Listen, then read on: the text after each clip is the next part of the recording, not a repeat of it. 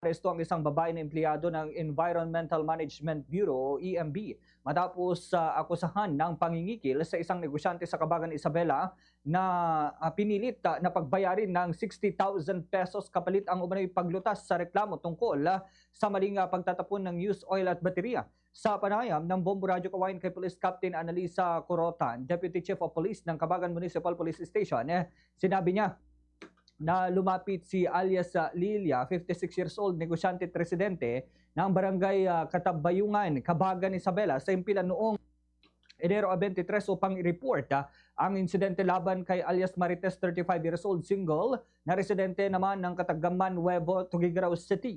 Batay sa saraysay ng biktima na una siyang nakatanggap ng sulat mula sa Department of Environment and Natural Resources o DNR Region 2 noong November 2025 tungkol sa aligasyong maling pagtatapon ng used oil at mga baterya sa kanyang gasolinahan. Sinabi umano ng suspect na ipapasara ang gasolinahan ni Lilia kung hindi ito susunod sa hinihinging halaga. Nangako umano ang suspect na ayusin ang problema kapalit ng 60,000 pesos. Dahil dito nagbigay siya ng 40,000 pesos sa pamamagitan ng cheque at 20,000 pesos na cash.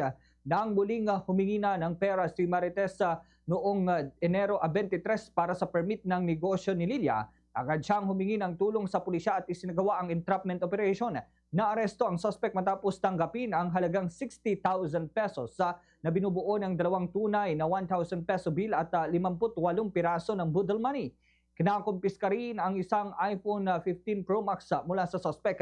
Dinala si Marites sa Isabela Provincial Jail noong Enero 25 at kasalukuyan ang preliminary investigation. Dito ang kauna-unahang naitala na extortion sa bayan ng Cabagan mula noong Marso noong mga nakalipas pang mga taon.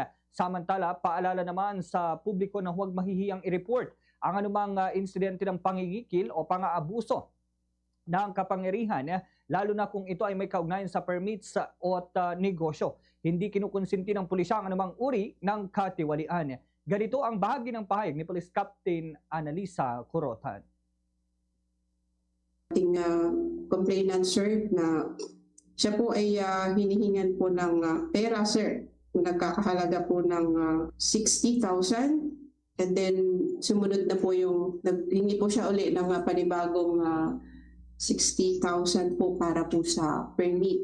Sa mga stations po kasi, sir, usually po, hindi po kasi tama yun na pag-dispose nila ng used oil. Ganito po yung sa patin, sir. So, yun po yung penalty rin po na sinabi ng ating suspects. Sa aming nasasakupan, sir, sa pagka po may ganitong uri ng pangingikil ng pang-abuso sa kapangyarihan po, lalo na sa mga ganitong uri ng mga pagka ng permit, sa mga negosyante po natin, huwag po silang mahiyang lumapit po sa ating himpilan, sir. So hindi po natin ito anumang uri ng katiwalaan, sir, ay hindi po natin kinukonsinti ng ating PNP Isabela po, sir. Sa Radyo Bombo!